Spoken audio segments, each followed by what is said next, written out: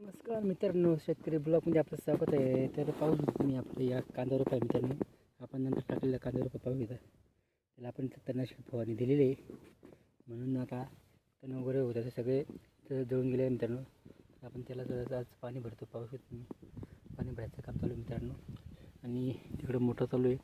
हे जे मोटर दिसत आहे ते रोप, ते आपण तयार केलेला रोप होता, तो टाकलेला आहे आपण. आणि ते 15 ते 20 दिवसात लागवडीसाठी येणारच आहे.